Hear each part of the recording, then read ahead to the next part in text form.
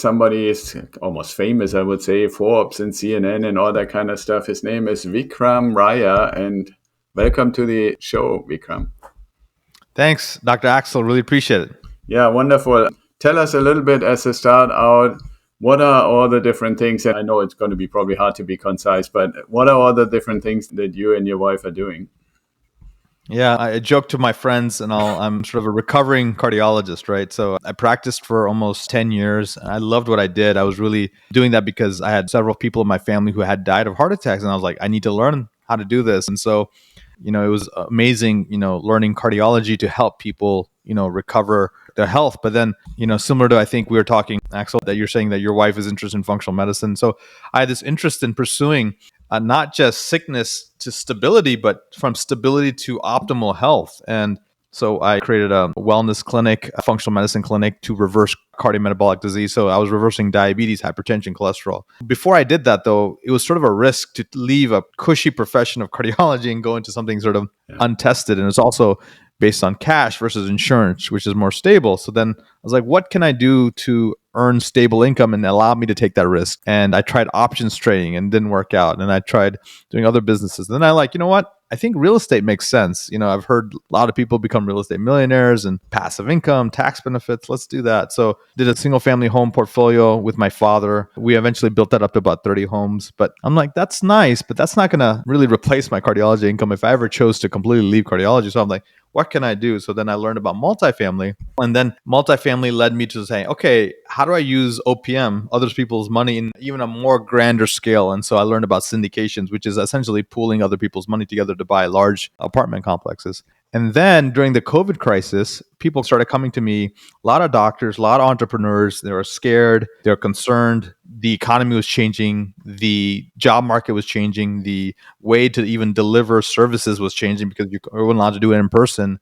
And I had done a lot of some of these things. And so I've been interviewed on some podcasts and some summits. And then they're sort of looking to me to be like a coach and a mentor, which I had not completely planned on being. And so I sort of fell into this role of being this physician whisperer. And all these doctors started asking me for advice. And so I created a coaching program called Limitless MD, where I was essentially helping doctors either expand their practice, expand their businesses, or to add other things, side hustles, such as real estate or other things, or completely pivot out of medicine. They want to go into politics. They want to become a consultant. They want to go into tech startups, something else, because maybe that was not their true passion. And then I finally started doing a podcast just to get the message out there more. And on top of that, I have 2 amazing kids and work out and do things like that. And I am climbing Mount Kilimanjaro this year.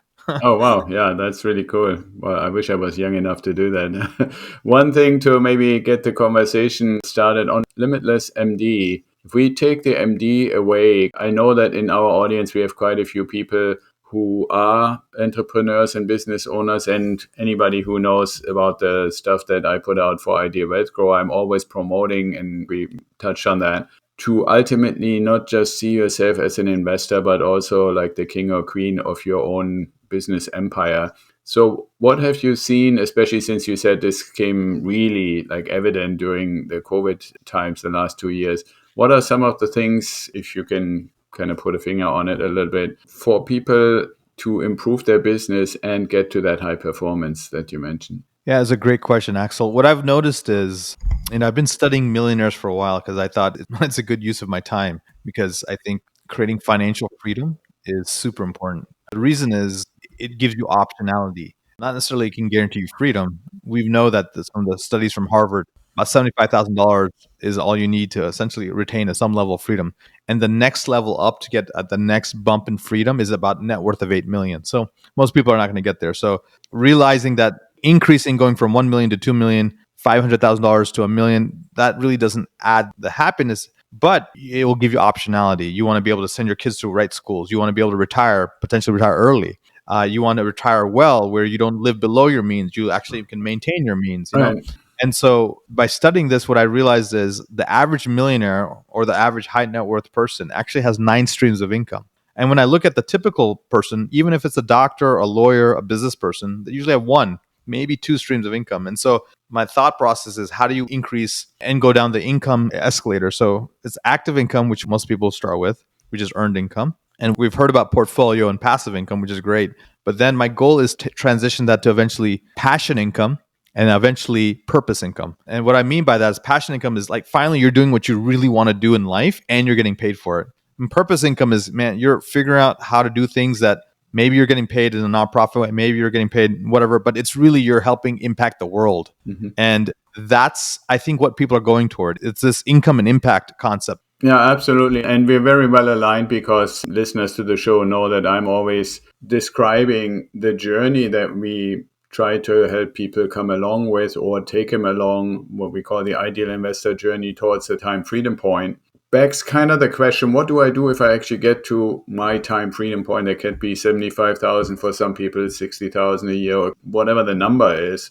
And I always say, then you get the opportunity and have the freedom to use your time to live your passion. And the only difference, I guess, between what you just said and what I oftentimes describe is that passion can be already what you call purpose, right? It doesn't need to have to be something that pays you anymore, because if you build that portfolio, then that should actually cover that need for any of the life expenses and the normal things that you're paying for right now with your job or any other of the income streams. So if you have that covered, then you have the freedom to decide, do I want to have a passion, or do I have a passion that pays too, which is great if it can be, or if you get that high in mastery. I have found that oftentimes the question, does it pay or does it not pay, is not so much related to what is the thing that I'm doing, right? If you say, I love play basketball, well, it won't pay unless you reach an extreme level of mastery. You take golf, you take painting, any kind of thing where you would say, I really love it for what it is. For myself, I always say, I love gardening.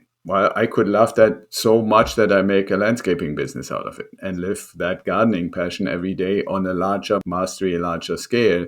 But if I just want to grow some stuff from seed and feed the family, then that's not going to pay. It's going to cost a little, but it makes me happy, right? So I really love that you go in that direction to help people who are already in business to see these additional levels above and beyond having become a business owner. Can you maybe build a bridge a little bit? Because I saw when I studied the stuff in preparation for our show, how that relates to uncovering your inner legend. Yeah, I think we're born with some greatness inside of us. And if you're not really on purpose, with purpose, for purpose, then you're sort of playing small. There are doctors there that really deserve to be doctors and that need to be the best doctor out there because their services are needed. They have an excellent skill set and their passion overlaps with that skill set. Right. Then there are people who've gone into the doctor profession just because it was safe or that their parents were doctors, or perhaps they were led to believe that maybe this is the right career choice based on their affinity for math or science or something like that. So I want to give people a path to their purpose, or major transformative mission in life. And I don't want money to be the hindrance. So I'll give you an example. I really wanted to practice medicine. I love practicing medicine and cardiology, but in the end, I realized it didn't fully fulfill me in that traditional sense. I get jazzed up about taking a person who's diabetic or has obesity or has, cortisol issues, and literally working with them in such a way that within 90 days, a couple of months, they're essentially optimized and they're thriving and they're at the ideal body weight and they don't need any more medications. In fact, I have a jar here in my clinic where I've had all these medicines that they've been able to throw away that they don't, and it just gives me a lot of joy. So that's awesome. But I couldn't have done that if I didn't create this real estate company that now I have income streams coming in. I'm able to earn everything. My mortgage is paid for, and I'm like really enjoying it. And I'm passionate about real estate, but I would say my life purpose is really that functional medicine thing was really exciting. The other thing I found that I really love is coaching. I love empowering people, mentoring people. And I didn't realize it. I mean, I'm getting paid for it now, but I've been doing this probably for 15 years, 20 years unofficially. And I didn't really realize that. Like, I like coaching my brother. I like coaching my patients. I like, helping people who have business challenges, even if I'm not in their business situation, just because I've read so many books and I've done so many things. So if all this stuff has been poured into me, the next thing is just to pour it out to other people. And so I guess I want people to do is find their highest and best version of themselves. And when I mean inner legend, that's what I mean. Yeah, that's very cool. Thank you for sharing that. And I mean, I can tell you, because I've been doing coaching and mentoring for a very long time, that statement is very, very prevalent. And most of the time, what's discovered, and I think this would probably 100% fit for you, is that there is a common foundation of empathy for others, right? And if you discover that, have that, develop that, wherever the trigger comes from, then, like you said, giving it back from whatever you took in, you synthesized, you basically digested, you reflected, and then giving it back is oftentimes, or almost always, at least to some extent, a matter of empathy and care. And then there's a certain skill set on how to actually engage people that have different styles and different backgrounds and so forth and so forth. So I totally vibe with that. One thing, and I know this is not really directly real estate related, but one thing that I personally find so important is if we really want to focus on something, right? If we say, I go on the ideal investor journey, or I'm somebody in the medical field and I go to Vikram and let him help me to develop and discover my inner legend. This aspect of the sufficient, at least, amounts of positive energy that you need to have. Can you, like, just, even though I know it's a little sidetrack, but a little bit say how important and what are the things important when it comes to like nutrition, keeping yourself healthy and stuff like that? Because I believe so many people struggle with finding their inner legend because they are externally influenced plus internally, meaning like from the inside out of the body, challenged. And sometimes the one causes the other. And I have found oftentimes people wonder, okay, so how can I get out of that, right? They make a New Year's resolution to go to the gym or lose weight or stuff like that, and rarely ever happens. How do you go about that, and how do you convey that message? That's a great question, Axel. And you know what? My goal is I'm going to drop some truly actionable truth bombs on your audience. Yeah, Guys, exactly. in the end, we're going to leave with a lot more discussion on how you're going to become really wealthy by the time we're done with this discussion. But before I do that, I want to talk to you about how to set yourself up for success. And so before I talk about the 4 S's of success, I'm going to talk to you about the 5 sort of vitality markers that any person listening to this podcast must implement today. So these are 5 things that will essentially quadruple your energy. And energy is the newest currency, is the highest currency, and energy and the velocity of money go hand in hand. The people who have the highest energy in life are the ones who can generate abundance. And I think that's what Axel and this podcast is about. It's generating abundance through investing. But before you do that, how do you have the energy? So number 1 is, you've heard of the 10,000 steps. There's a lot of studies on it, but it's really movement, right? Movement matters because movement controls emotion. So get to 10,000 steps in, but that's not your exercise. That's just a daily requirement for movement. Number 2, 3 liters of water a day. And what do I mean by that? Oh, there he's drinking some water there too. But this is a Nalgene bottle. It's 32 ounces. So 3 of these is 96 ounces. That's what an adult needs to drink daily. And I guarantee you, probably only 20% of the population does that. That will provide, more circulation. It will really optimize your satiety and it will increase your energy. Number 3 is sleep. Obviously, we are the most under-rested, nation in the world, and it's at least 6 to 8 hours of quality sleep. Let's start with 6. If you can't even get 6, we're in trouble. But get 6 hours of quality sleep where you're truly rested and restored. You can use this Aura ring to track your sleep. Another thing is called a Whoop band, and these things can actually scientifically measure your sleep quality. So we talked about sleep, we talked about movement, which is the steps, and we talked about the water. Then the last 2 hours, I think you need resistance training and cardio training. So at least 2 days of resistance, 2 days of cardio. Now you're thinking, oh my God, this guy's already making me exercise a lot. This is minimal effort needed to achieve a certain level of energy. Like if you're a person who doesn't do any of this, then start with just 10 minutes of something, But the goal is to start incorporating these practices of the top 1%. These are what the wealthiest people in the world do. This is the most successful, the higher performers do. And so why not model success? So again, even one day of even a 10-minute or 20-minute cardio session and a 10-minute, 20-minute strength training. And it's really important as you get older. I have my dad in my 70s. I have my father-in-law, another father-in-law who's in his 80s, and they lift 3 times a week. So I don't care what age you are, you must get started. And the final thing is really nutrition, and it's following some type of nutrition plan where you're conscientious about what you're putting in your body. And I recommend something sort of like a vegan diet, paleo vegan. It's essentially, meats, and 25% of your plate's meats or some kind of high quality protein, 75% is vegetables. And then, obviously the water and all that stuff. So if you did these things, you would be vibrating at a high level energy compared to most of the people around you. Now let's work on the mindset, right? What's the mindset? It's going to be the 4S formula. One, what's your state? What kind of state do you come in? Are you dropping your shoulders? Are you low energy? Is your face always frowning? Is your eyes always, your forehead already furrowed? Or are you peak state? Are you high energy? Are you physiologically activated? Then it's your story. What's the inner dialogue? Mhm. What kind of gremlins or head trash do you have? What kind of ants, automatic negative thoughts are consistently circulating versus positive thoughts and inspirational thoughts and motivational thoughts? And, are you an example or are you a warning, right? That's your state. And then finally, sorry, state, that's your story. And then the last one is your strategy. So if you're in a positive state and you have a good inner dialogue, then the strategies you come up with are much more intelligent. Hey, Axel mentioned that if I use, infinite banking concept, if I actually starting to invest in oil and gas or in multifamily real estate, I'm going to get wealthy. Okay, let me start doing the research now. You're being proactive.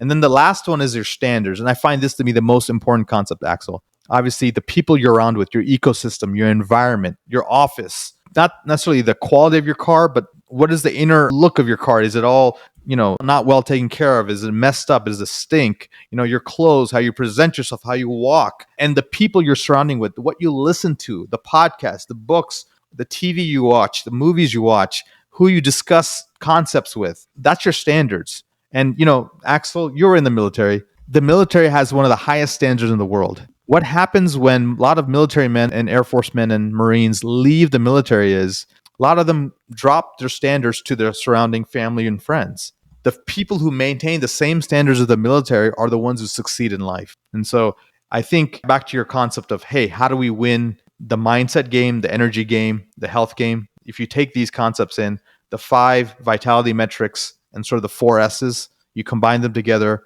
Now you have the platform for the financial success. Yeah, that's really awesome. Thank you, Vikram, for giving the audience, something that they can latch onto. Like you said, truth bombs and lots of actionable items. One thing that I would like to add from a conceptual perspective is I've found oftentimes in my mentoring and coaching sessions that when people see the totality of what you just described, that they look at it as I add one S and then another S and another S and an A and so forth. And I add it all together. And then I believe that I come to the realization that there is not enough hours in the day. And what I try to get people to understand, and I get the vibe that you aligned with that as well, is look at these things more as multipliers, right? And if you really say, I want to get to, like some people call it, the big, hairy, audacious goal, something that is a real challenge to accomplish, you need multipliers. You don't need add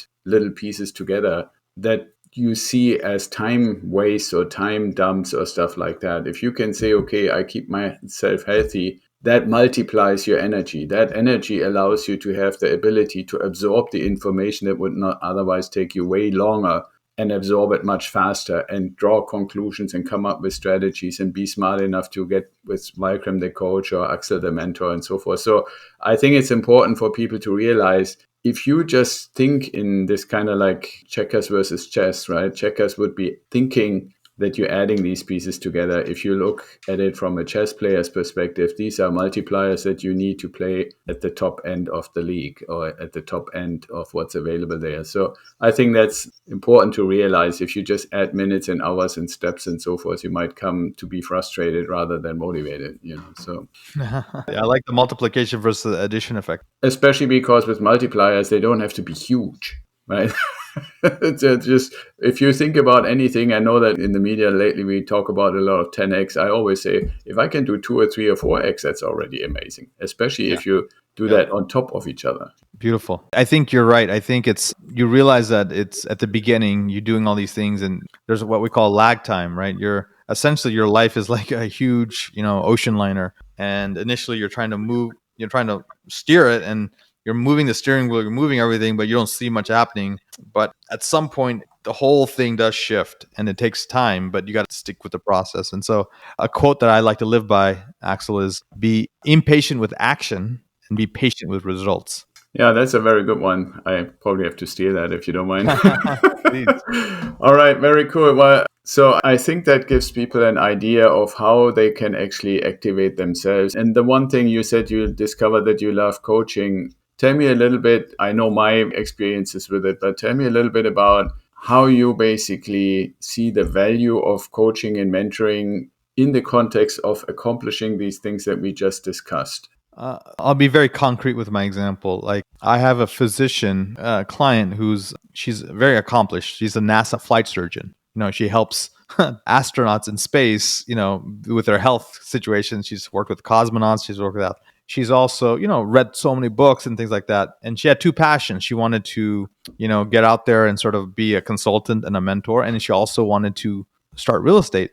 And she read all the books and she did all the things, but it hasn't happened. And so she went to conferences and she did a lot of things, but it was not until she hired a coach and a consultant that within 6 months she got her first real estate property, and within 8 months she got her first $10,000 coaching client, right? And so it's sometimes no one needs a coach or mentor. I'll be very honest with you. What happens is if you want to collapse time, if you want to compress decades to days, if you want to shortcut the path, then it's very helpful to have someone who's already been there, done that, and they can exactly tell you what to do, how to do it, when to do it.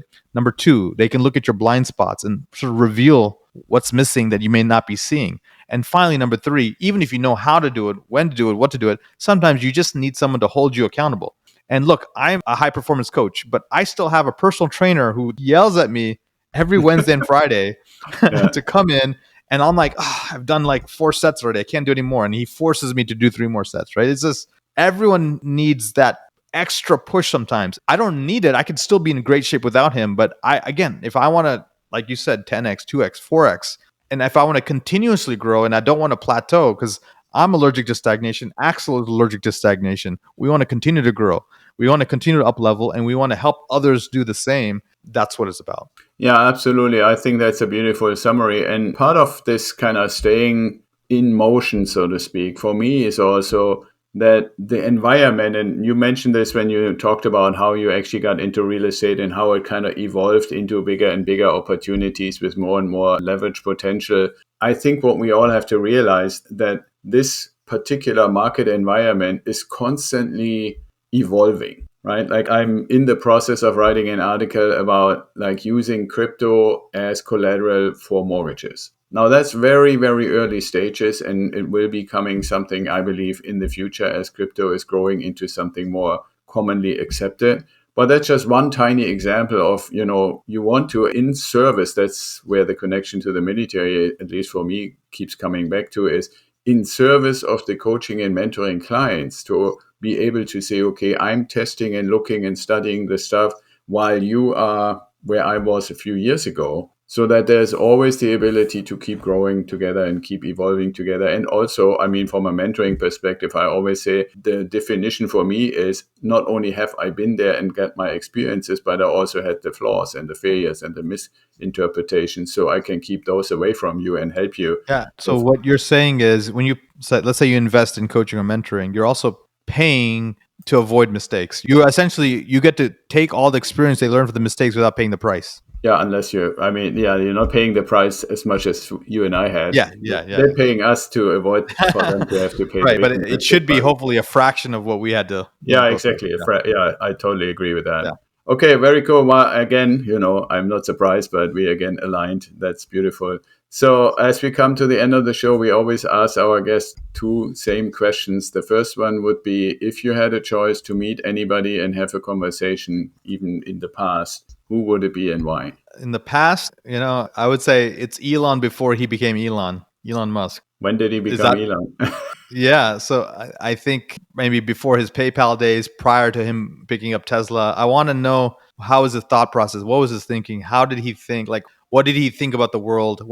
How did he execute on his ideas and visions? Because I really think he's going to be the modern Leonardo da Vinci, and I'm truly impressed with the man, and I think he's going to be known for forever as one of the the leaders of our time. So I was really impressed with him. Yeah, that's a great thing. I would come along for that one.